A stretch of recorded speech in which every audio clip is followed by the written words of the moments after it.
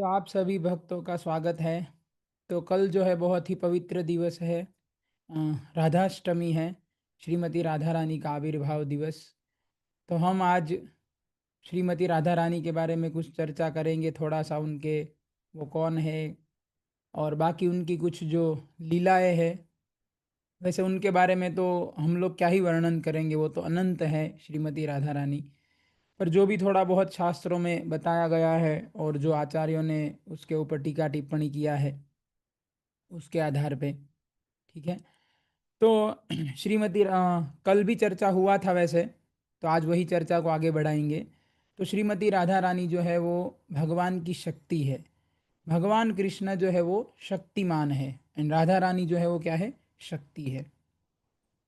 वैसे राधा और कृष्ण में ऐसे कोई अंतर नहीं है, मतलब ऐसा कह सकते हैं कि भगवान अगर, जैसे कृष्ण पुरुष है, मान लो अगर कृष्ण को स्त्री बनना हो, भगवान स्त्री बनेंगे तो वो कौन होता है, श्रीमती राधा रानी। तो जैसे भगवान अनंत है, उसी तरीके से श्रीमती राधा रानी जो है वो भी क्या है, अनंत है। क्योंकि भगवान अनंत है तो भगवान की इच्छाएं अनंत है। तो अनंत इच्छाओं को कौन पूरा कर सकता है, अनंत व्यक्ति ही पूरा कर सकता है ना। तो राधा रानी आप देखो भगवान कृष्ण को हमेशा अपने कंट्रोल में रखते हैं, अपने प्रेम के कारण, अपने पावर के कारण नहीं, अपने प्रेम से।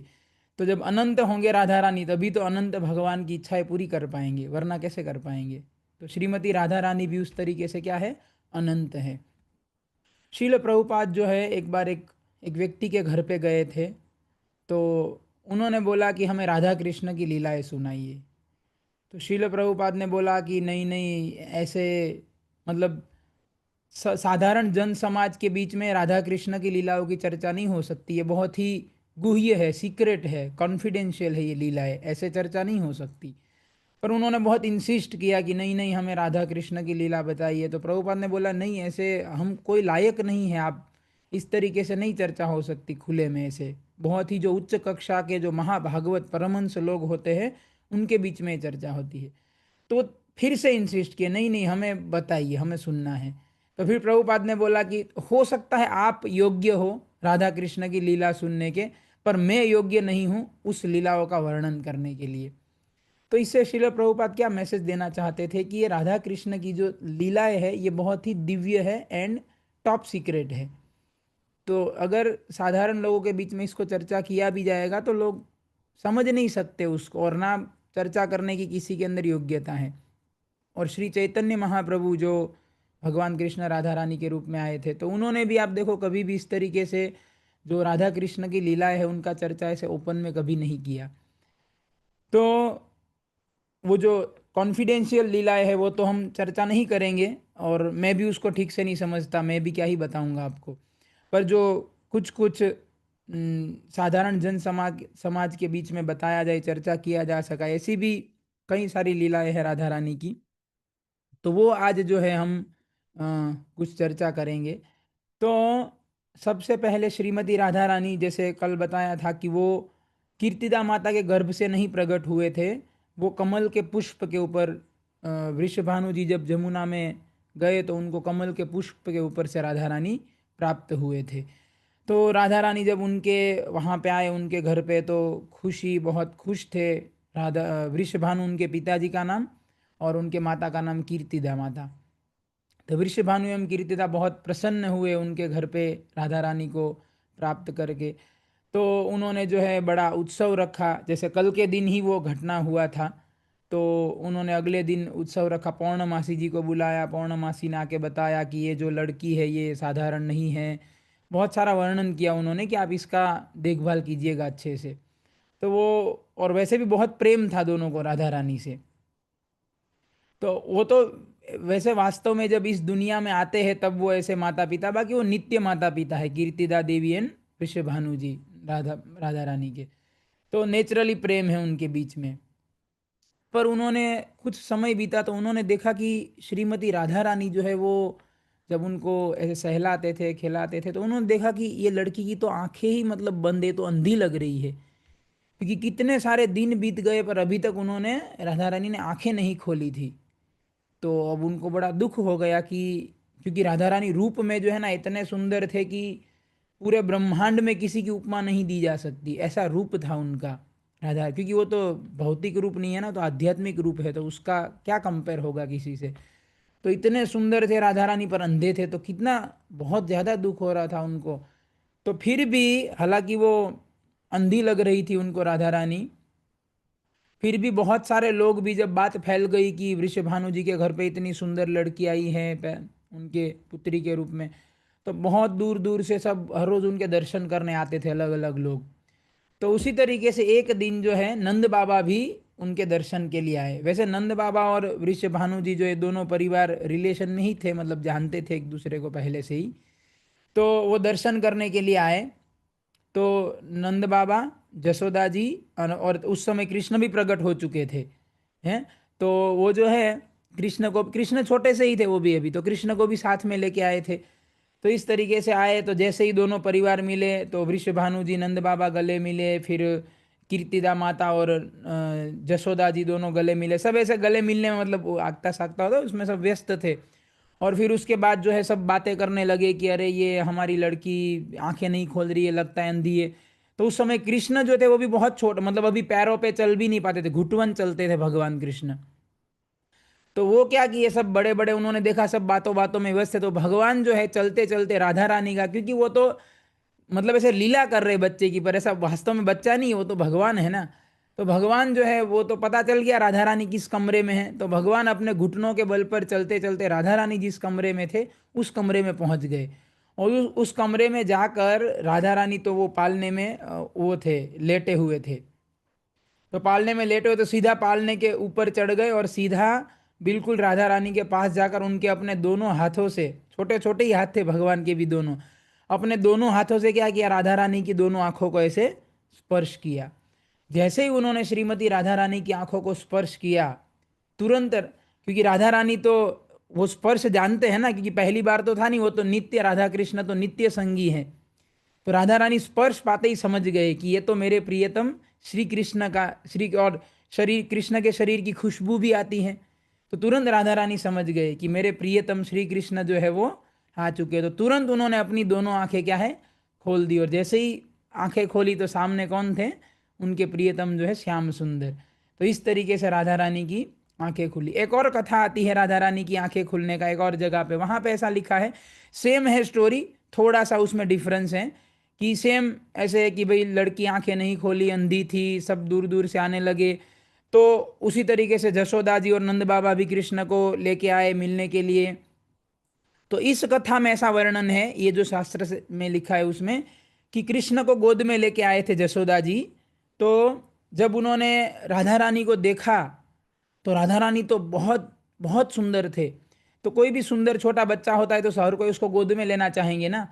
तो जसोदा जी ने क्या किया, कृष्ण को गोद से नीचे रख दिया और राधा रानी को गोद में ले लिया, क्योंकि बहुत सुंदर बाला थी वो।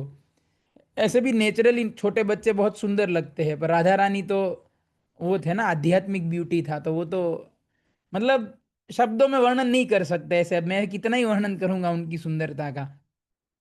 तो तुरंत जसोदा जी ने हाथ में लिया, तो कृष्ण जो है वो तो, वो सब जानते हैं, उनका तो सारा किया कराया है लीला, ये सब रचना। तो कृष्ण जो है क्या है, नीचे रख दिया, तो वो रोने लगे, कृष्ण रोने लगे जोर जोर से।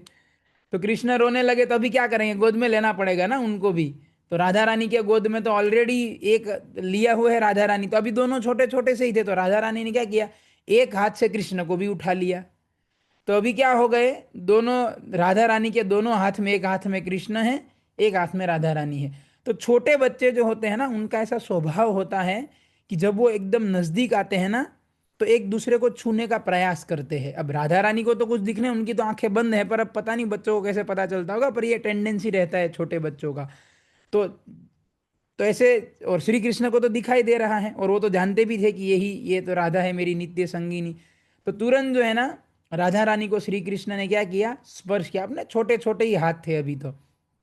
जैसे ही स्पर्श किया, राधा रानी स्पर्श करते ही क्या है, समझ गई कि कृष्ण जो है वो आसपास ही है और ये कृष्ण का ही स्पर्श है। तो तुरंत श्रीमती राधा रानी ने आंखें खोल दी उनको देखने के लिए, और देखा तो सामने कौन थे, उनके श्याम सुंदर। तो इस तरीके से राधा रानी ने कभी आंखें नहीं खोली थी, जब पहली बार उन्होंने आंखें खोली तो सीधा श्री कृष्ण के सामने। ऐसा क्यों, इसका कारण है, ये घटना गोलोक वृंदावन में हुई थी, ओरिजिनल भगवान के।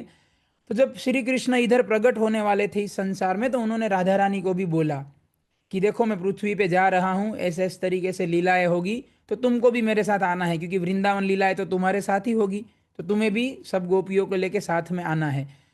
तो राधा रानी बोले नहीं, मैं नहीं आऊंगी वहां पे। तो भगवान बोले आप क्यों, तुम क्यों नहीं आओगी?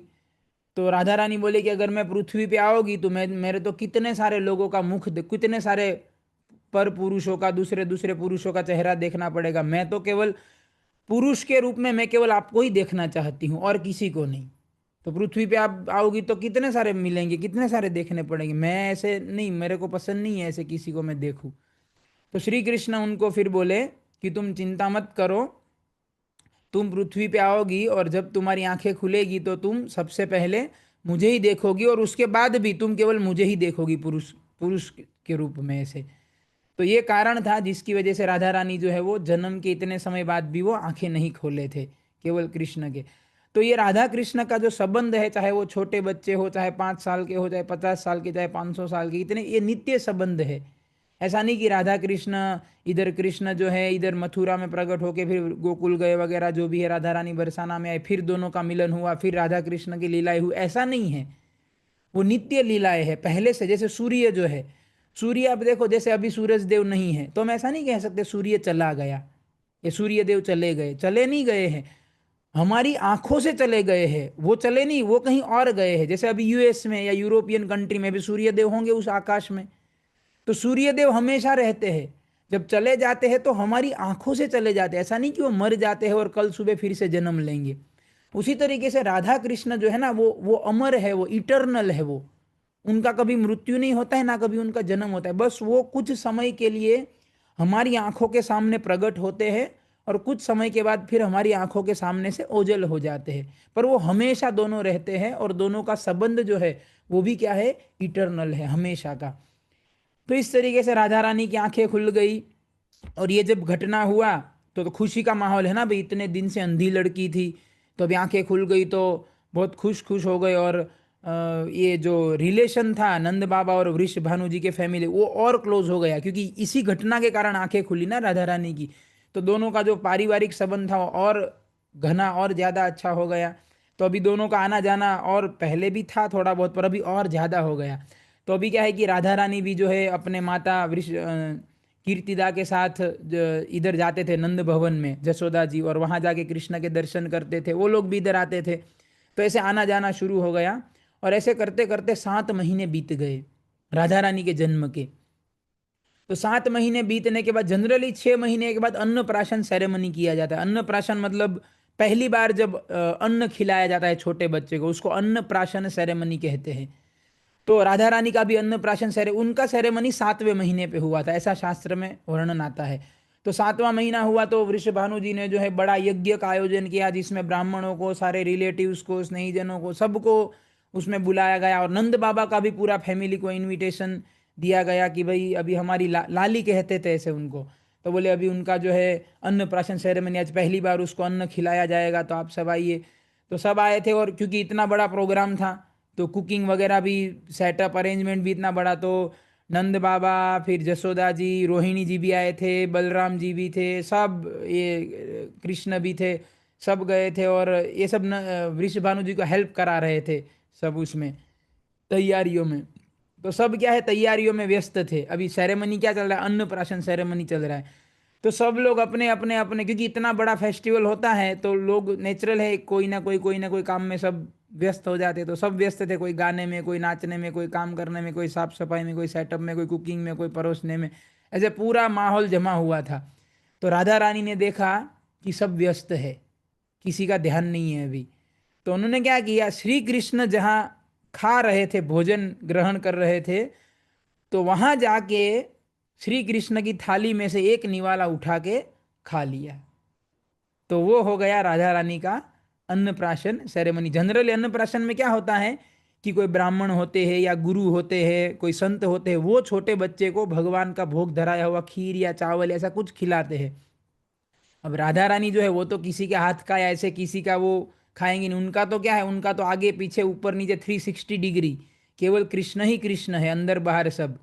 तो उन्होंने तो सीधा कोई अन्नप्राशन करे ना करे, विधि करे उससे पहले ही श्री कृष्ण खा रहे थे, वहां जाके उनकी थाली में से उठा के एक निवाला मुंह में डाल दिया, तो हो गया उनका अन्नप्राशन सेरेमनी। तो राधा रानी का अन्नप्राशन सेरेमनी जो है ना, वो इस तरीके से हुआ था। फिर तो ये सब ऐसी घटनाएं हैं। तो एक बार फिर क्या हुआ, मतलब समय धीरे धीरे बीत रहा था। राधा रानी श्री कृष्ण का सानिध्य पाने के कारण अतुल्य सौंदर्य जो है ना, वो दिन प्रतिदिन प्रकट करते जा रहे थे, क्योंकि अपने प्रियतम पास में है ना। है जैसे जो व्यक्ति हमको अच्छे लगते हैं तो उसके संग में व्यक्ति खुश रहता है, ऐसे।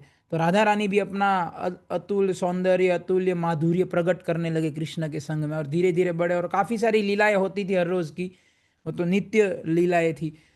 तो एक बार क्या हुआ कि नारद मुनि जो है वो गए मथुरा में, और मथुरा में जाके कंस को बोले कि भाई तुम जो है ये कृष्ण को मारने के लिए इतने सारे असुरों को उधर भेजते हो, और सारे तुम्हारे असुर मर के आते हैं, कोई वापस जिंदा आज तक एक भी जिंदा, कागासुर एक आया था जिंदा वापस, वो भी कंस को समझा कि उधर काकभूषणी के पास चला गया।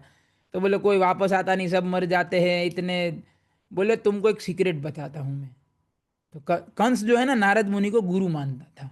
नारद मुनि मतलब सोचो कैसे व्यक्ति थे कि बड़े बड़े राक्षस भी नारद मुनि को गुरु मानते थे। और वास्तव में नारद मुनि हितेच्छु ही थे, उन सबका भला ही चाहते थे, ऐसे कभी बुरा नहीं चाहते थे किसी का नारद मुनि। अब देखो यहाँ पर कंस की बात चल रही है, क्योंकि अभी कंस का हालत खराब होने वाला है। तो इसीलिए पहले समझना होगा कंस का पावर क्या था।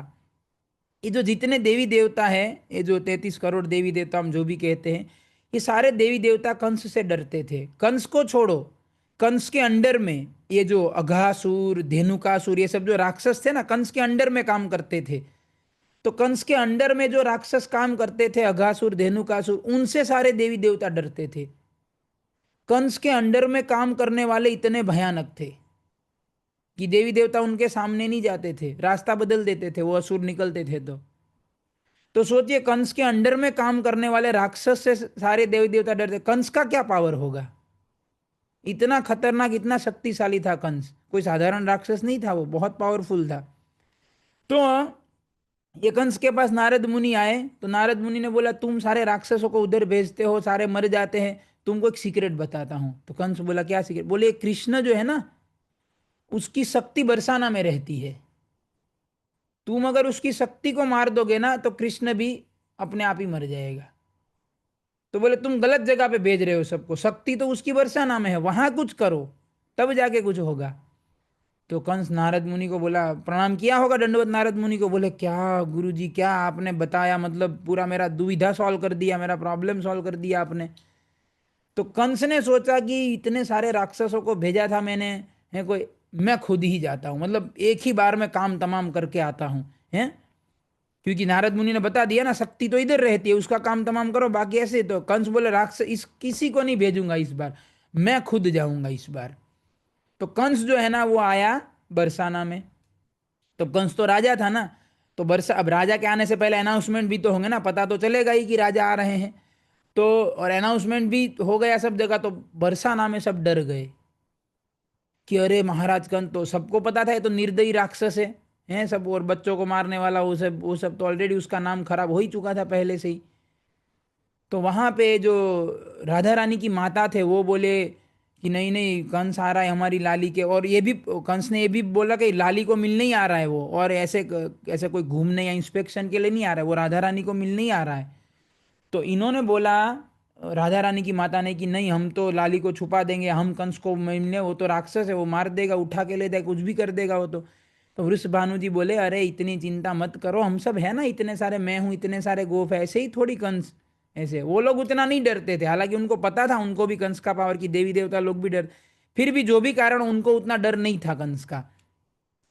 तो कंस आया तो वृषभानु जी सब, उसका आगता, राजा है तो आगता सागता करना पड़ेगा राजा के हिसाब से, आगता सागता किया। तो कंस का तो, उसका तो क्लियर था वो क्यों आया है, वो उसको मारने ही आया था, बोले शक्ति है इसको मार दो। तो कंस ने जब राधा रानी को देखा तो वो तो उसका अद्भुत सौंदर्य, अद्भुत तेज, तो इतने चमक रहे थे राधा रानी, कंस को लगा कि हाँ नारद मुनि बिल्कुल सही बोले हैं, यही उसकी शक्ति है, देखने से ही लग रहा है कि ये उसकी शक्ति है।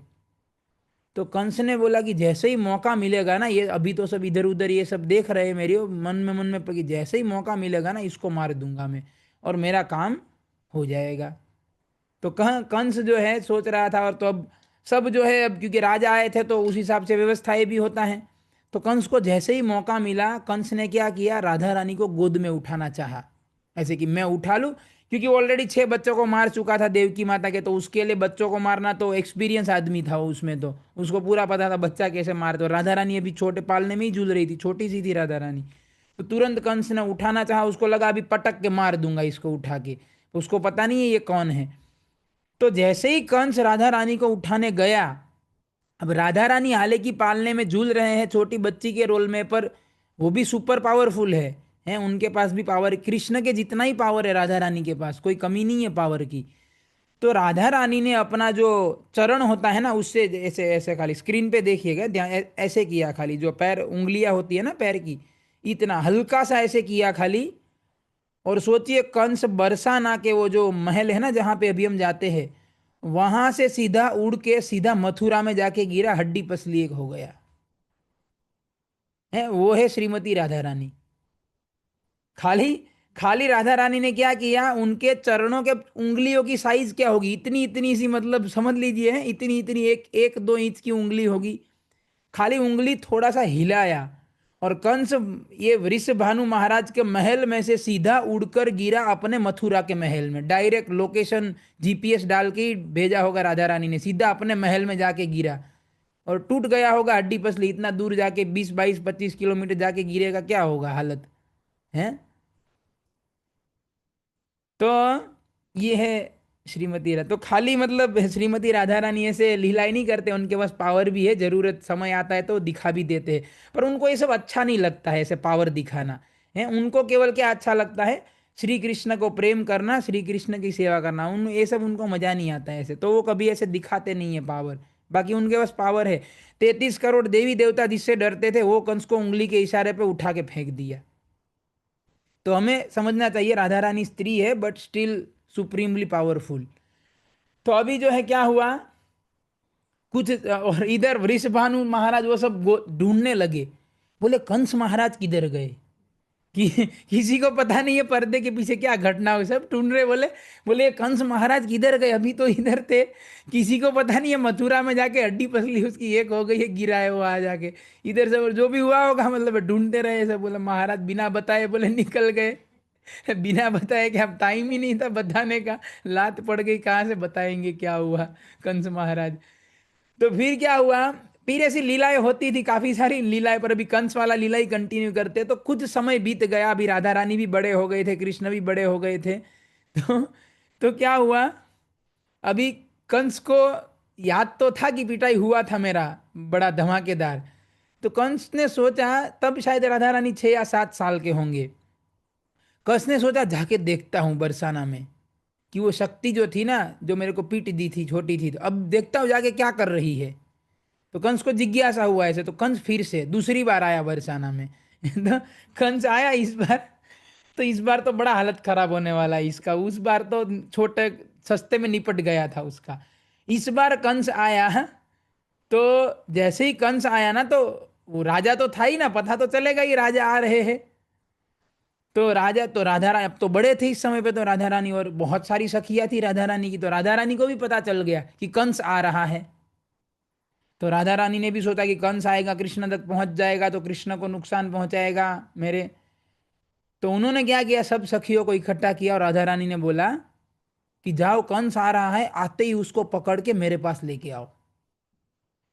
ध्यान से सुनिएगा, सारे देवी देवता जिससे डरते हैं उस कंस को राधा रानी की 6 6 5 5 या 7 7 साल की उम्र वाली लड़कियों ने जाके पकड़ लिया और बंदी बना लिया।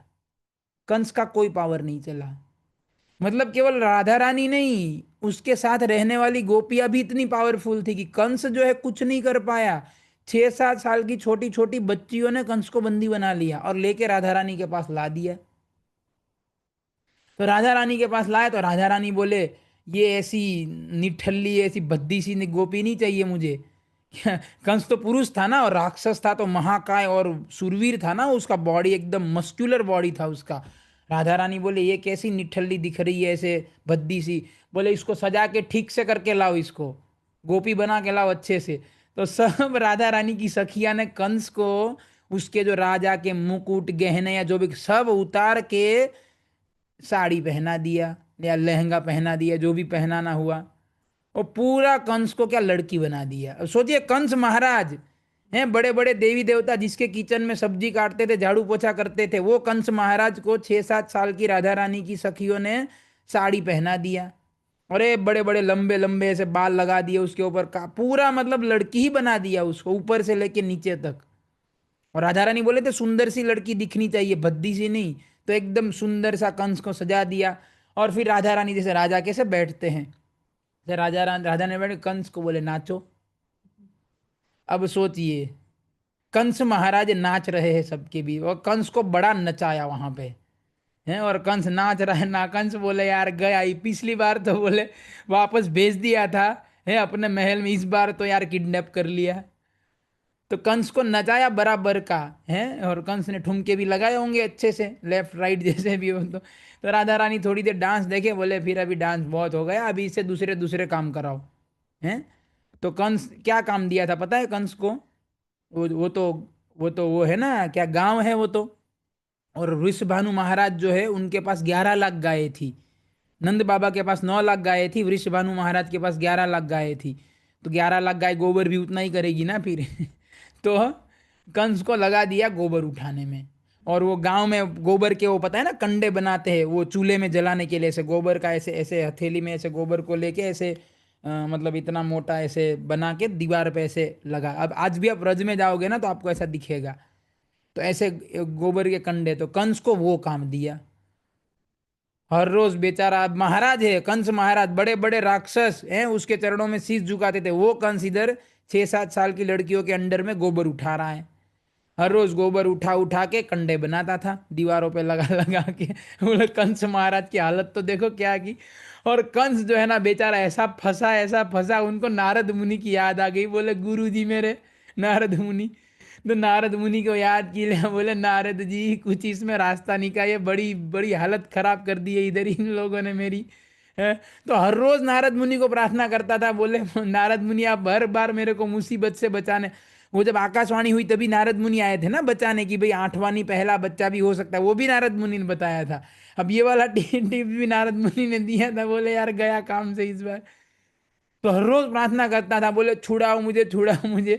तो नारद मुनि, वो तो दयालु है, दया आ गया, बोले अभी नारद मुनि बोला थोड़ा ज्यादा हो गया अभी।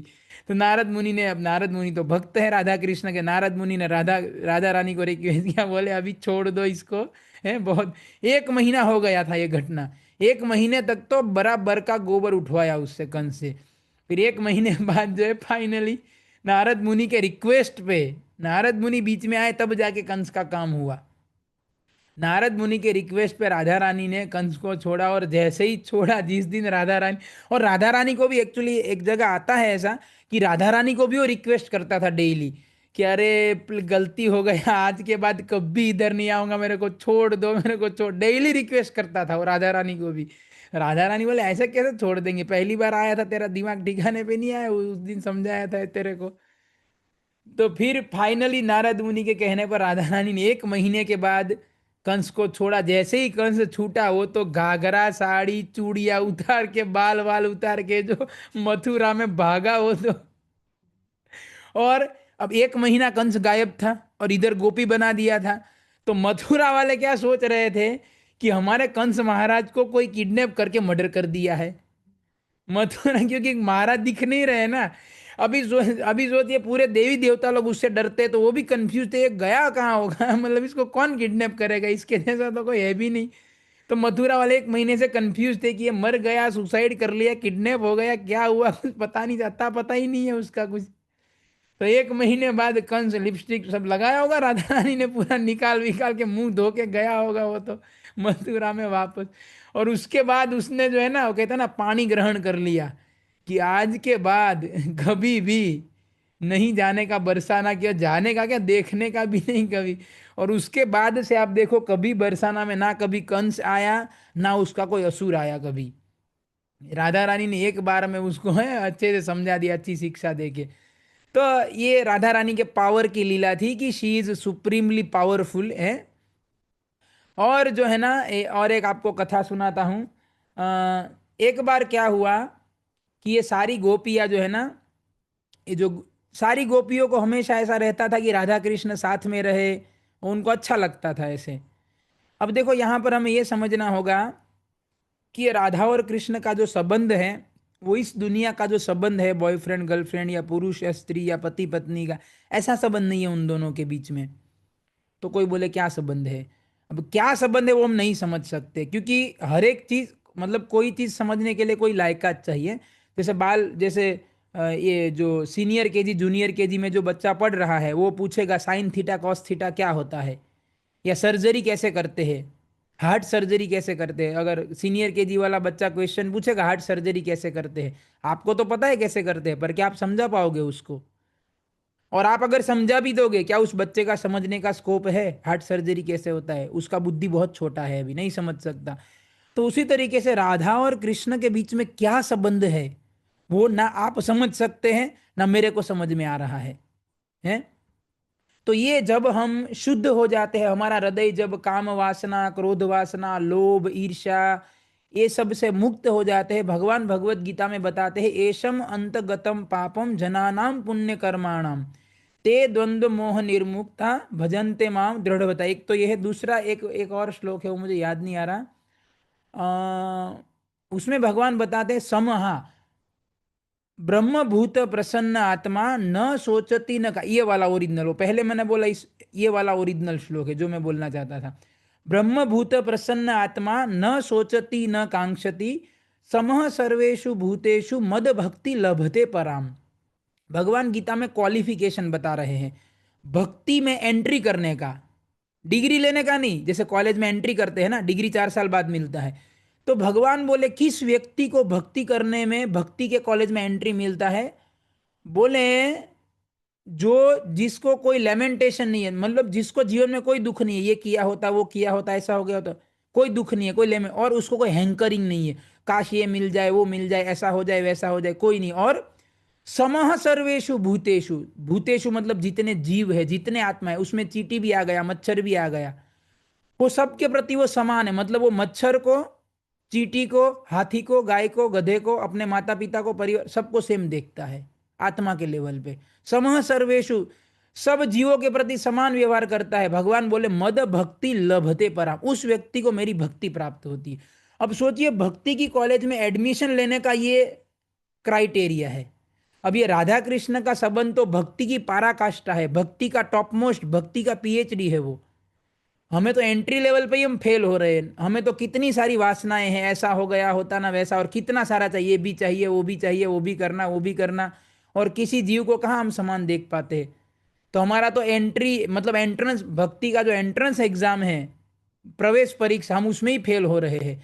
तो राधा कृष्ण का संबंध भक्ति का पीएचडी है, वो हम क्या समझेंगे? तो हम नहीं समझ सकते। पर हाँ, अगर हम भक्ति करते जाएंगे, भगवान का नाम लेते जाएंगे, कथा सुन, तो धीरे धीरे हमारा हृदय पवित्र हो जाएगा, शुद्ध हो जाएगा, फिर हम समझ सकते हैं। मतलब राधा कृष्ण का संबंध को समझना इम्पॉसिबल नहीं है, पर कठिन है, और अभी हम नहीं समझ सकते। तो गोपियों को अच्छा लगता है, हम वो लीला पे चर्चा कर रहे थे कि राधा कृष्ण को साथ में हमेशा रहे। तो एक बार क्या हुआ, शाम के समय पे कृष्ण गैये चरा के आए, और कृष्ण को भी अच्छा लगता था गोपियों के साथ।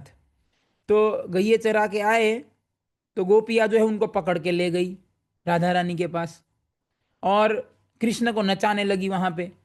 और कृष्ण नाचते भी थे, गोपियाँ मतलब गोपियाँ इतना कंट्रोल करती थी कृष्ण को प्रेम के कारण, पावर से नहीं, पावर से भगवान को कोई कंट्रोल नहीं कर सकता, प्रेम से कंट्रोल कर सकते हैं भगवान को।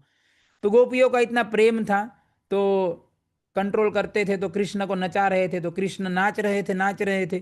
तो फिर जो है उसमें गोपियाँ भी साथ में होली, गोपियाँ भी नाचने लगी, तो ऐसे सब गोपियाँ सब नृत्य कर रहे हैं ऐसे। और उतने में क्या है, अब शाम का समय हो गया था, जसोदा जी ने देखा कृष्ण आए नहीं, किधर है ये?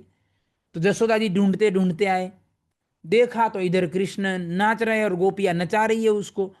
तो जो जसोदा जी ने गुस्सा किया सब राधा रानी गोपियों के ऊपर, और बड़े गुस्से से जसोदा जी, ये हम जो गुस्सा करते हैं वैसा वाला गुस्सा नहीं है। मतलब यहाँ पे आप देखो, प्रेम बाय डिफॉल्ट है। प्रेम की बिल्डिंग पे, सॉरी, प्रेम की नींव पे, फाउंडेशन प्रेम है, उसकी नींव पे सारी चीजें खड़ी है वहां पे। तो ये प्रेम वाला गुस्सा है। तो राधा, ये जसोदा जी गुस्से में बोले सब गोपियों को, राधा रानी को, बोले आप लोग क्या करती हो, है ये जो मेरा गोपाल है, ये पूरा दिन गैये चराता है, वन में ऐसे विचरण करता है, गैयों के पीछे घूमता रहता है, पूरा दिन काम करता है, थक जाता है, और आप लोग इसको आके जो है पकड़ के नचाती हो, इतनी मेहनत कराती हो, उसको आराम नहीं करना होता है। बहुत डांटा ऐसे गोपियों को। तो राधा रानी जो है वो तो शांत बैठे थे, वो कुछ नहीं बोले। दूसरी गोपियां जो थी वो जसोदा जी को बोले, वो जसोदा जी को बोले कि क्या कृष्ण पूरे संसार में एक ही नाम होता है क्या? क्या संसार में दूसरे कोई कृष्ण है ही नहीं?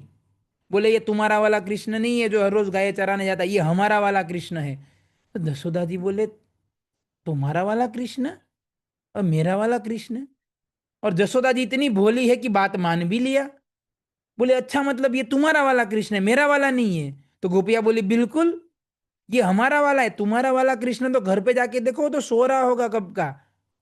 तुम ऐसे ही हमको डांट रही हो, हम तो आपके कृष्ण को बुलाए ही नहीं, ये तो हमारा वाला कृष्ण है, उससे हम सब करा रहे। तो जसोदा जी बोले पर चलो नाम कृष्ण हो सकता है, पर इसका तो चेहरा देखो, आंखें, कान, नाक, इसका बोल चाल चलन सब मेरे कृष्ण जैसा है। तो बोले हाँ है, पर ये हमारा कृष्ण है। अब जसोदा जी इतनी भोली, वो तो गोपियों के बात में आ गई। और कृष्ण तो क्या है, वो तो भगवान है, सुपर पावर, उनके लिए कौन सा मुश्किल काम है कुछ भी।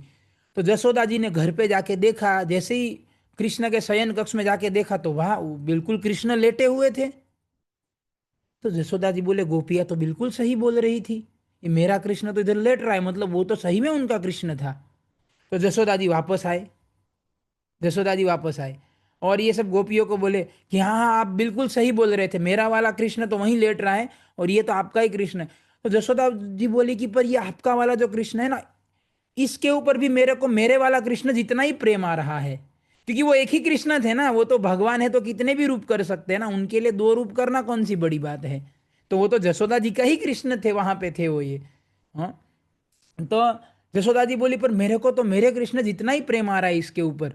तो आप ऐसा करो कि इस कृष्ण को भी है ना मेरे वाले कृष्ण के पास ले चलो, और हम दोनों कृष्ण को साथ में नचाते हैं, तो और अच्छा आनंद आएगा, उन दोनों को भी अच्छा लगेगा, हमको भी अच्छा लगेगा। तो बोलिए कृष्ण को भी वहां ले लो। तो गोपिया, तो राधा रानी बोले नहीं नहीं, हमारे वाले कृष्ण को वहां लेके नहीं आएंगे आपके पास। हैं, आपका वाला कृष्ण तो क्या है, वो तो एक चरवाहा है, हैं पूरे दिन क्या है, पूरे दिन गैये चराते हैं, और हमारा वाला कृष्ण, हमारा वाला कृष्ण तो ये भगवान है। हैं बड़े बड़े राक्षसों को मारा है ना, ये किया है ना, वो किया है ना, बड़े बड़े ब्रह्मा जी शिव जी सब इसके चरणों में सिर झुकाते हैं। हमारा वाले कृष्ण को ऐसा थोड़ी, आपके कृष्ण तो चरवाहा है, वो क्या है, पूरा दिन गैये चरा के रात को आके सो जाता है, तो ऐसे हम लेके नहीं आएंगे। तो जसोदा जी बोली नहीं नहीं ऐसा नहीं है, मेरा कृष्ण भी सुपर पावर है। वो 6 दिन का था तो इतनी बड़ी पूतना को मार दिया था, फिर तृणावर्त को मारा, अघासुर को मारा, इसको मारा, उसको मारा। मेरा कृष्ण भी तुम्हारे कृष्ण जितना ही पावरफुल है, वो भी भगवान है ऐसे। तो अब लॉजिक दे दिया ना जसोदा जी ने भी। तो अब राधा रानी गोपिया क्या मना करेगी, अब तो जाना पड़ेगा लेके। तो राधा रानी बोली नहीं नहीं ऐसे नहीं, ऐसे हमारे कृष्ण को, अब आप दोनों कृष्ण मान लो, हमारे कृष्ण को भी वहां लेके गए, अब दोनों कृष्ण साथ में नाचने लगे तो फिर अदल बदल हो जाएंगे। कैसे पता करेंगे हमारा कृष्ण कौन सा है, आपका कृष्ण कौन सा है? अब वो सब झमेले में हमको नहीं पड़ना है, ऐसे हमारा कृष्ण इधर ही बराबर है। तो, तो फिर जसोदा जी बोले नहीं नहीं ऐसा, वो तो पता चल जाएगा, ऐसे कुछ भी वो उस लिखा है, मेरे को याद नहीं आ रहा क्या जसोदा जी ने रिप्लाई किया था। तो मतलब इंसिस्ट बहुत। अब क्या है कि जसोदा जी सीनियर है ना, बड़े उम्र के है, और जसोदा जी को 70 साल से भी ज्यादा ऐसा कुछ उम्र था तब कृष्ण उनके घर पे प्रकट हुए थे, मतलब बहुत बड़ी उम्र थी। तो इतने, और ये तो सब 7-8 साल की लड़कियां थी, छोटी छोटी। तो मतलब दादी माँ हुए ना जसोदा जी, देखा जाए तो बहुत ज्यादा मना नहीं कर सकते ना इतने बड़े एल्डरली व्यक्ति को। तो अब जसोदा जी बोल रहे, राधा रानी बोले अब तो जाना ही, तो उन्होंने बोला ठीक है, हम हमारे कृष्ण का टीका लगा देते हैं ताकि अदल बदल ना हो जाए। तो उन्होंने क्या किया, कृष्ण के ऐसे कपाल पे ऐसे वाइट कलर का ऐसे टीका लगा दिया ऐसे। और वो ऐसा लग रहा था मतलब कि जैसे पर्वतों के पीछे से चंद्रमा कैसे उदित होते हैं, ऐसा उपमा दिया गया है उस शास्त्र में, ऐसा लग रहा था कृष्ण के, क्योंकि कृष्ण डार्क ब्लू कलर के है ना, तो पहाड़ भी दूर से डार्क ब्लू दिखते हैं, मतलब जो बिना पेड़ वाले पहाड़ ऐसे। तो ऐसा लग रहा था कि चंद्रमा जैसे, तो वो निशान कर दिया, बोले हाँ ठीक है चलो अभी कृष्णा अदल बदल नहीं होंगे।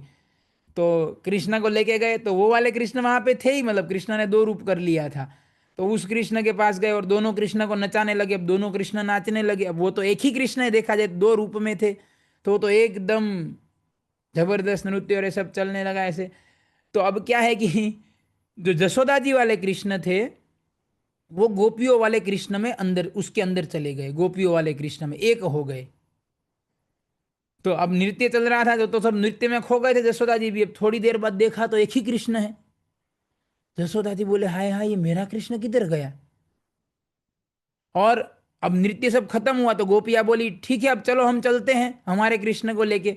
तो उन्होंने तो जो वो कृष्ण था उसका बोले चलो चलते हैं। तो जसोदा जी बोले नहीं नहीं, ऐसे कहाँ जा रहे हो, ऐसे कैसे जाओगे, मेरा कृष्ण कहाँ है। तो राधा रानी बोले हमको क्या पता आपका कृष्ण कहाँ है, देखो ये तो हमारा वाला है, देखो इसके सिर पे जो हमने व्हाइट कलर का किया था ना, देखो इसका देख लो, ये तो हमारा वाला कृष्ण है, आपका वाला कृष्ण हम नहीं जानते। जसोदा जी बोले नहीं नहीं, आप लोगों ने कहीं पे छुपा दिया है मेरे वाले कृष्ण को। राधा रानी बोले अरे हम कहाँ छिपा देंगे, ये चार दीवारी का जो महल है, चार दीवारी का, इसके बीच, इसके अंदर ही नृत्य हो रहा था, कोई ना बाहर गया है ना अंदर आया है, और हम क्यों छुपाएंगे आपके कृष्ण को, हमारे पास तो देखो हमारा वाला कृष्ण है, हम क्यों आपके कृष्ण को कुछ करेंगे।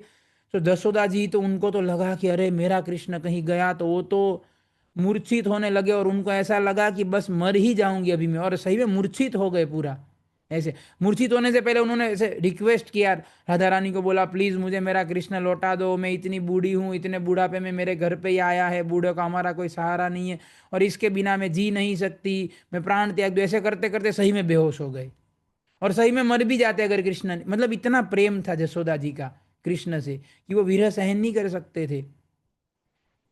तो अब मूर्छित होके गिर गए जसोदा जी। तो राधा रानी ने कृष्ण के सामने देखा और उनको बोला कि आप बताइए अभी क्या करना है, आप ही दो में से एक हो गए हो, आप इसके अंदर चले गए, अभी इसका कृष्ण कहाँ से आएगा, तो आप बोलिए क्या करना है।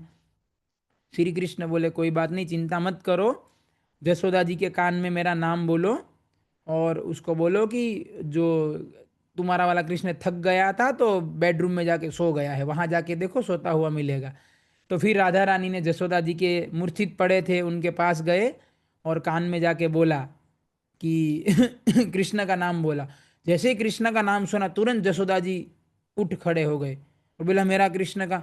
तो बोले जसोदा जी ये तो हमारा वाला कृष्ण ही है, पर आपका वाला कृष्ण है ना वो नाचते नाचते थक गया था, तो आपका का ध्यान रहा नहीं, वो आपका जो बेडरूम है ना अंदर वहां जाके सो गया है, तो आप वहां जाइए, आप जाके देखोगे आपको मिल जाएगा।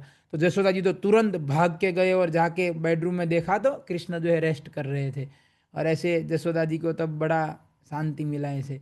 तो इस तरीके की जो मतलब ऐसी ऐसी हर रोज की, ये तो मैं आपको समझो एक डेढ़ घंटे का लीला बताया केवल, मतलब ऐसी तो 24 घंटे और डेली ऐसी लीलाएं होती थी।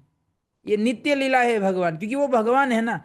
राजा रानी भी उनकी अनंत शक्तियां है, ये भी भगवान, उनको ना कोई पढ़ाई करना है, ना नौकरी धंधे का टेंशन है, ना कोई रिलेशनशिप इश्यू है, ना फ्रस्ट्रेशन डिप्रेशन, ना कोई टेंशन नहीं है पैसे, वो तो क्या करेंगे, आनंद ही करेंगे ना फिर। तो ऐसी नित्य नवीन लीलाएं जो है ना ऐसे हर रोज वहां पे चलती है। और एक लीला और भी है जो अभी कुछ सालों पहले हुई थी इस पृथ्वी पे ही, वृंदावन में। एक व्यक्ति थे जिनका नाम था दुखिया, जन्म से ही। अब ऐसा नाम क्यों था वो पता नहीं, पर ऐसा नाम दिया था उनके परिवार में, दुखिया नाम दिया था ऐसे। पर फिर वो भगवान की भक्ति करने लगे, भक्ति में जुड़े। तो फिर उन्होंने हृदय चैतन्य, ये शायद 500 साल पहले की बात है, तो उन्होंने फिर जो हृदय चैतन्य नाम के महान संत थे उनसे उन्होंने दीक्षा लिया। और दीक्षा लेने के बाद वो जो दुखिया था उनका नाम हुआ कृष्णदास। वो हृदय चैतन्य ने उनको नाम दिया कृष्णदास। तो वो कृष्णदास जो है बड़े अच्छे भक्त थे, भगवान की अच्छी भक्ति करते थे, तो उनको शास्त्र पढ़ने का बड़ा रुचि होता था, उनको शास्त्र सिद्धांत समझने का, पढ़ने का। तो हृदय चैतन्य ने उनको बोला कि आप है ना वृंदावन में जाके, वहाँ जीव गोस्वामी है, उनके पास जाके आप शास्त्र सीखो, क्योंकि वो बड़े एक्सपर्ट है शास्त्र में, शास्त्र के बड़े ज्ञाता है, जानकार है। ये जीव गोस्वामी ने अकेले ने 4 लाख श्लोक लिखे हैं। जीव गोस्वामी इतने प्रखर विद्वान थे, जीव गोस्वामी। तो हृदय चैतन्य ने बोला कि आप उनके पास जाओ और उनके शरण में रह के ये आप शास्त्र का अध्ययन करो। तो ये कृष्णदास जो है वृंदावन आए और जीव गोस्वामी के अंडर में रह के शास्त्र अध्ययन करने लगे। तो शास्त्र अध्ययन करते समय और उनको हृदय से ऐसी बड़ी इच्छा होती थी। जीव गोस्वामी भी बड़े महान संत थे, तो जीव गोस्वामी की भक्ति भी वो देखते थे, खुद भी अच्छी भक्ति करते थे। तो उनको ऐसा होने लगा कि मैं भी राधा रानी की कोई सेवा करूं, डायरेक्ट सेवा करूं, एकदम क्लोज वाली, उनकी पर्सनल सेवा करनी है मेरे को भी राधा रानी की। ऐसी उनकी बहुत इच्छा होती थी। तो जीव गोस्वामी समझ गए उनकी इच्छा को, क्योंकि गुरु जो है वो शिष्य का भाव समझ जाते हैं, एक्सपर्ट गुरु। तो उन्होंने क्या किया, ये जो सेवा कुंज है वृंदावन में, एक जगह है सेवा कुंज, राधा रानी का अपना कुंज है वो। तो वो सेवा कुंज में जो है ना, कृष्णदास को सेवा दे दिया झाड़ू लगाने का। लास्ट जो दिन का रात का आखिरी प्रहर होता है ना, ब्रह्म मुहूर्त वाला प्रहर, उस समय पे उनको झाड़ू मार के वो पूरा कुंज साफ करने का सेवा दे दिया। तो कृष्णदास जो है वहाँ इतने प्रेम से सेवा करते थे, भाव ऐसा नहीं कि अभी जीव गोस्वामी ने बोला इसलिए झाड़ू मारना है, इसलिए नहीं। वो इतने खुश हुए कि अच्छा ये सेवा कुंज तो राधा रानी का अपना जगह है ये, और यहाँ पे मुझे, उनका इच्छा था ही डायरेक्ट सेवा करने का और मिल भी गया। तो वो वहाँ पे बड़े प्रेम से, जो आखिरी ब्रह्म मुहूर्त, आखिरी मुहूर्त होता है रात का, उसमें बड़े प्रेम से झाड़ू लगाते थे, भाव विभोर होके ऐसे। तो एक बार क्या हुआ, वो झाड़ू लगा रहे थे, तो झाड़ू लगाते लगाते उनको झांझर मिला, एंकल बेल। वो राधा रानी का था, क्योंकि राधा वृंदावन जो है ना वो नित्य धाम है भगवान का, आज भी वहाँ पे नित्य लीलाएं चलती है। हम लोग देख नहीं पाते, पर जो महान संत होते हैं वो दर्शन कर पाते हैं ऐसे। तो आज भी नित्य लीलाएं चलती है वहाँ पे। तो राधा रानी, क्योंकि वो सेवा कुंज अपना कुंज है, रात भर वहाँ पे लीलाएं होती है अलग अलग, तो उनको ये झांझर मिला। तो वो झांझर का जो, क्या कहते हैं, डिज़ाइन कहो या मैन्युफैक्चरिंग या वॉट एवर, बहुत ही एक्स्ट्रा ऑर्डिनरी था। क्योंकि वो खुद भी महान संत थे ना, तो वो समझ गए कि ये कोई साधारण स्त्री का झांझर ऐसा नहीं हो सकता। बड़ा दिव्य प्रतीत हो रहा था उनको, और ऐसा झांझर उन्होंने कभी देखा नहीं था। तो बोले ये जरूर जिसका भी है, ये बड़े घराने की स्त्री है, मतलब बड़ी अमीर खानदान से, और बड़ी ऐसी कोई स्त्री का ये, क्योंकि साधारण का ऐसा हो नहीं सकता कभी। तो और राधा रानी जो है वो जाके, मतलब वापस अपने महल पहुंच के देखे तो उनके एक नूपुर गायब है। तो ललिता देवी को बोले, बोले ललिता, मेरा एक झांझर गिर गया है वहाँ पे सेवा कुंज में, तो तुम जाओ लेके, और दिन हो गया था। तो बोले तुम जाओ लेके आओ। तो ललिता जी अपने ओरिजिनल रूप में तो आएंगे नहीं, ओरिजिनल रूप में आएंगे तो वो एक दूसरा साधारण स्त्री का वेश बनाकर ललिता जी आए। ये 500 साल पहले की घटना है, राधा कृष्ण तो 5000 साल पहले आए थे, ये 500 साल पहले की घटना है। मतलब मैं क्या बता रहा हूँ कि वृंदावन में आज भी नित्य लीलाएं होती है राधा कृष्ण की। तो ये 500 साल पहले की जो कथा है, तो ललिता जी अपना रूप बदल कर आए श्यामानंद प्रभु के पास, सॉरी कृष्णदास के पास। और कृष्णदास को आके बोले कि यहाँ पे जो मेरी सखी आई थी कल रात को, यहाँ बोले रात को इसका ये यहाँ पे क्लीनिंग वगैरह का काम काज होता है उसका, तो वो आती है ऐसे, मतलब उसको, और उसको ये जगह बड़ा अच्छा लगता है, तो वो भी इसको मेंटेन करती है इस जगह को ऐसे अच्छे।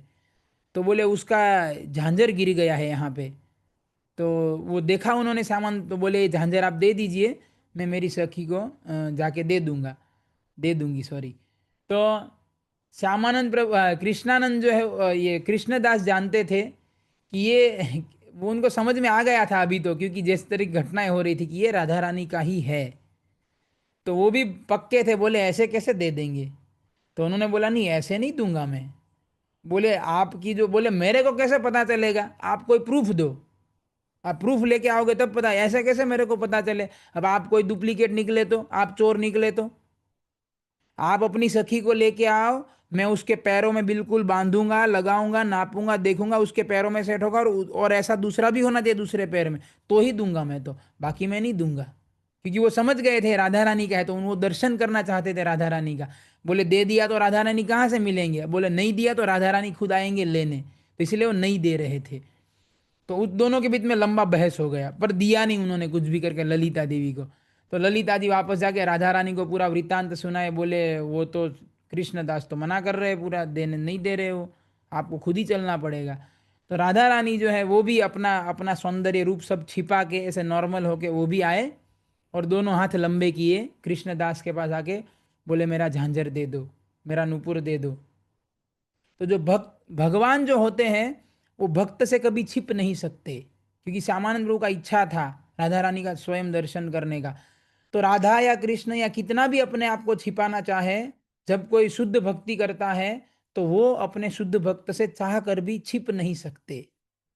और अगर आप भगवान को ढूंढने निकलोगे राधा कृष्ण को, तो कितना भी ढूंढ लो, आप ढूंढ नहीं सकते।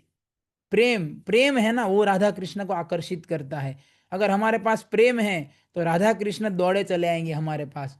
पर अगर हम रिसर्च करने निकलेंगे अपनी बुद्धि से, अपनी ताकत से, अपने लॉजिक से, अपने साइंस से, तो राधा कृष्ण कभी नहीं मिलेंगे, संभव ही नहीं है। तो तो कृष्ण, ये जो कृष्णदास है उसके हृदय में शुद्ध प्रेम था। तो इसीलिए राधा रानी खींची चली आई, और जैसे ही मांगा कृष्णदास समझ गए ये राधा रानी ही है। तो वो तो उन्होंने देखा, अब तो दे ही देंगे ना, उनका जो काम था वो तो हो गया। तो उन्होंने नूपुर दिया, पर पहले पूछा कि आप कौन हैं।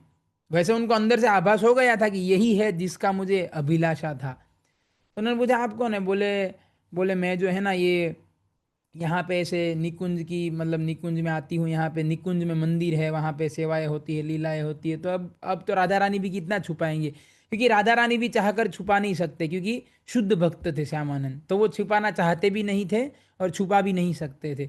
तो प्रकट हो गया कि ये राधा रानी है।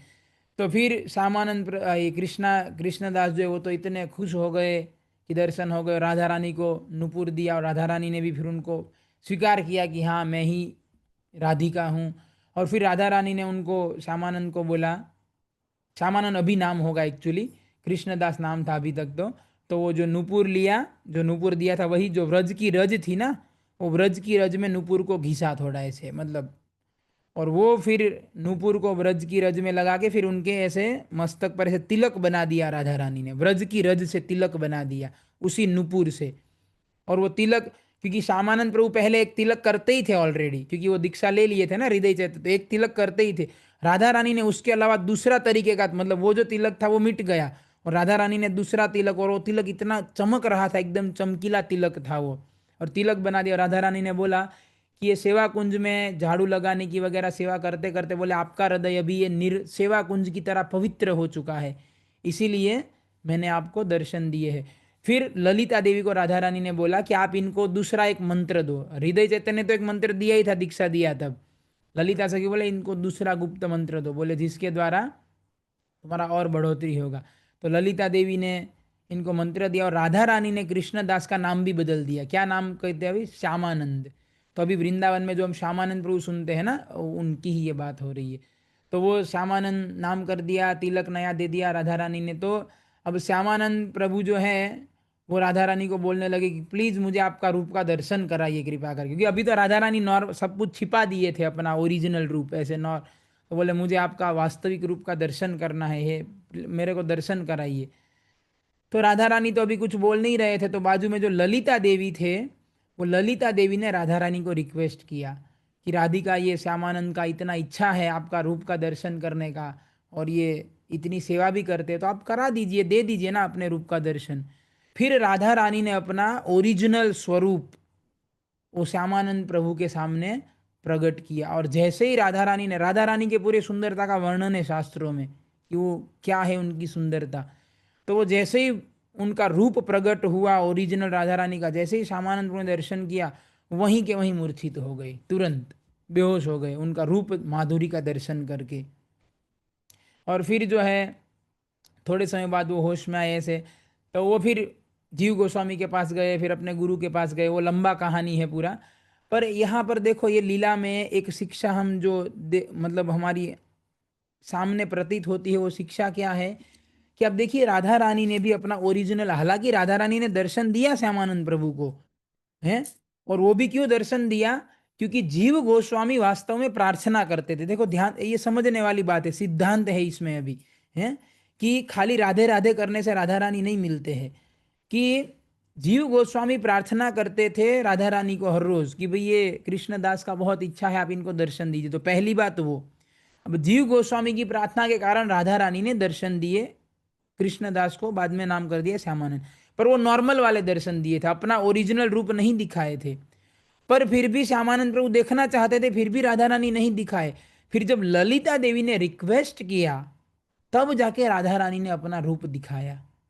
तो कहने का मतलब है कि अगर हमें भी राधा कृष्ण को प्राप्त करना है, भगवान की भक्ति चाहिए अपने जीवन में, राधा कृष्ण का प्रेम चाहिए, या उनकी ये जो राधा कृष्ण की लीलाएं हैं उसमें अगर हमें भी एंट्री लेना है तो हमें किसी का रिकमेंडेशन चाहिए। वो कौन है? वो गुरु है। जब कोई साधु महात्मा, कोई सच्चे संत जब रिकमेंड करते हैं हमारा नाम कि हाँ भाई इसका, तब जाके राधा के सीधे ऐसे नहीं मिलेंगे, हमें कितना भी ट्राई कर लो सीधे नहीं मिल सकते।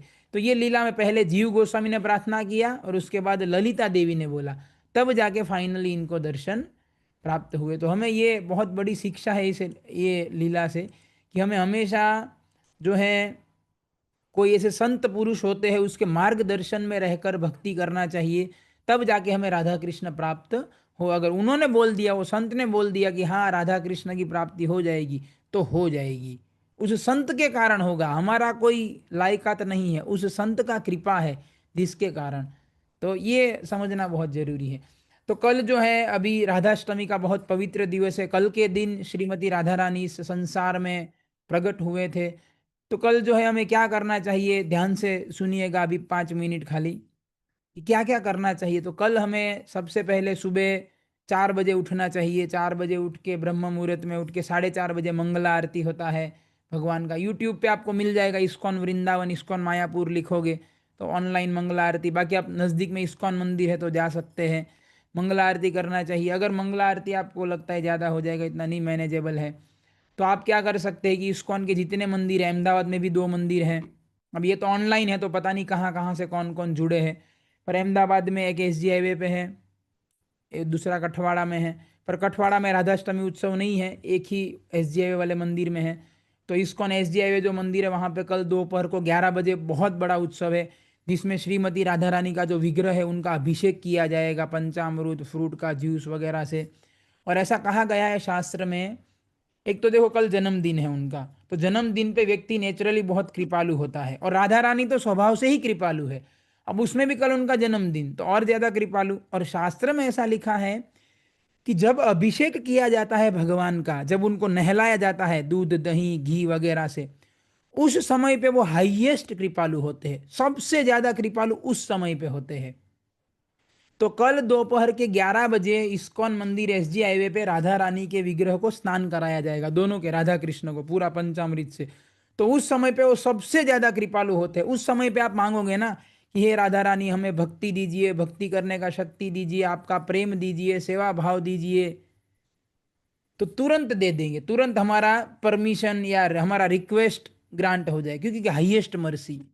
तो इसीलिए कल जब अभिषेक होगा तो आप सब वहां पे आइए मंदिर में, और अभिषेक के बाद सबको चरणामृत मिलेगा। जो सोचिए, जो राधा कृष्ण के शरीर को स्पर्श करके जो दूध दही घी आया है वो हमको पीने को मिलता है। सोचिए कितना रेयर है ये चरणामृत है।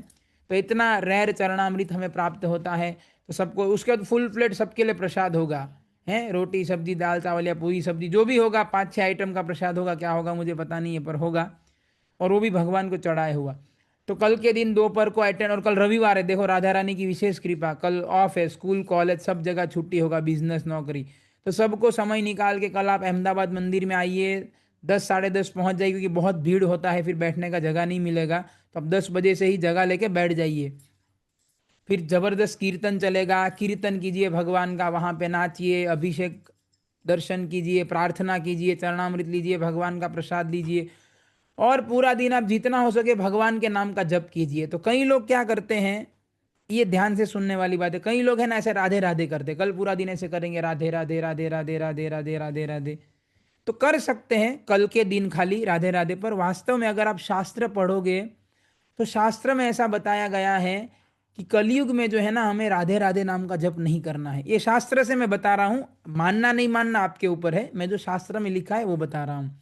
तो शास्त्र में बताया गया है कि इस युग में जो है ना हमें कौन से मंत्र का जप करना चाहिए। तो बोले हरे कृष्ण कृष्ण कृष्ण हरे हरे, हरे राम राम राम हरे हरे, इस मंत्र का जाप करना चाहिए। इसमें हरे जो है ना, हरे वो राधा रानी का ही नाम है, तो 8 बार हरे आता है तो वो राधा रानी है। तो इसीलिए 500 साल पहले जब चैतन्य कृष्ण स्वयं चैतन्य महाप्रभु बन के आए थे, ध्यान से समझिएगा इस बात को, भगवान कृष्ण स्वयं चैतन्य महाप्रभु बनकर आए तो वो क्या मंत्र जप करते थे, वो राधे राधे नहीं करते थे, वो इस मंत्र का जाप करते थे। स्वयं कृष्ण जब भक्त बन के आए हमें सिखाने के लिए, आपने आचरे प्रभु जीवर सिखाए, अपने आचरण से उन्होंने जीवों को सिखाया। तो चैतन्य महाप्रभु जो स्वयं कृष्ण है, भक्ति सिखाने आए थे, उन्होंने अपने पूरे लाइफ में कभी भी उन्होंने राधे राधे राधे राधे ऐसा माला नहीं किया था। वो जो भी माला करते थे केवल इस मंत्र की, क्या, हरे कृष्ण कृष्ण कृष्ण हरे हरे, हरे राम राम राम हरे हरे। सोचिए, भगवान स्वयं इस मंत्र का जाप कर रहे हैं। पर अभी कलयुग का समय है, तो कैसी बात है कि कई लोग अपने आप को भगवान से भी ज्यादा बुद्धिमान समझते हैं। तो वो लोग राधे राधे नाम का जप करेंगे या आपको बोलेंगे राधे राधे करो। पर ये, अब सबके पास स्वतंत्रता है, आप जो बोलना चाहे बोल सकते, करना चाहे कर सकते हैं। पर वास्तव में शास्त्र में भी हरे कृष्ण मंत्र के बारे में बताया गया है। और चैतन्य महाप्रभु जब प्रकट हुए, कृष्ण ये बन के महाप्रभु, तो वो भी इस नाम का जप करते थे। तो अगर हमें सही में राधा कृष्ण का प्रेम चाहिए, भक्ति चाहिए, तो हमें जो है ना, ये हरे कृष्ण महामंत्र का जप करना होगा, तभी काम हमारा होगा। बाकी हम अपने मन से कोई भी मंत्र बना लेंगे और अपने मन से कोई भी जाप करेंगे, या कोई भी बाबा कुछ भी बोलता है जाप करने लगे, तो हम कर सकते हैं क्योंकि हमारे पास स्वतंत्रता है। पर हमें राधा कृष्ण का भक्ति नहीं मिलेगा, प्रेम नहीं मिलेगा। क्यों? क्योंकि ना वो शास्त्र में वर्णन है उस बात का, ना भगवान ने उसा शिक्षा दिया है। ठीक है। तो कल के दिन आप जो है इस तरीके से भगवान राधा कृष्ण की लीलाएं सुनिए। यूट्यूब पे बहुत सारे प्रवचन अवेलेबल है, इस्कॉन के कई सारे वरिष्ठ भक्तों ने कृष्ण लीला राम लीला का वर्णन किया है। तो आप कल कृष्ण लीला सुन सकते हैं अच्छे से। ये हरे कृष्ण मंत्र का माला के ऊपर जाप कर सकते हैं, मंदिर में आके अभिषेक कीजिए। और सबसे मुख्य बात है, कल दोपहर तक उपवास करना है, 1 बजे तक। कल सुबह के, मतलब अभी उपवास ही हो गया समझ लीजिए, अभी रात 10 तो बजी गए हैं, 10। तो उपवास करना है कल दोपहर के। उपवास का मतलब है खाली पानी या दूध या फल। अब आधा दिन का तो पानी पे भी हो ही जाएगा है। तो निर्जला कर सके तो सबसे बेस्ट है। और 1 बजे फिर आप सीधा अन्न प्रसाद ऐसे जो भी है प्रसाद ले सकते हैं। तो कल उपवास करने से भी बहुत फल मिलता है। तो आधे दिन का ही उपवास है, तो करना चाहिए, इतना कोई मुश्किल काम नहीं, 1 बजे तक। ठीक है। So thank you very much. अभी कहने के लिए बहुत कुछ है, पर अभी टाइम ऑलरेडी अप हो गया है। बाकी राधा रानी की 25 गुणों का वर्णन है, तो वो भी अभी थोड़ा पढ़ना था, पर अभी समय नहीं है।